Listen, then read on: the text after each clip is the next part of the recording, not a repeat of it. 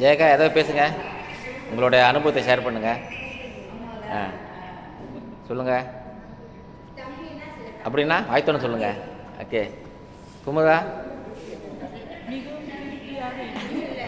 இது வரைக்கும் இதுக்கு மேலே தெரியாது. அவங்களோட அனுபவத்தை ஷேர் பண்ண சொல்கிறேன். நீங்கள் வயிற்று ரொம்ப ஒன்றும் கலக்கிட்டு இருக்கு.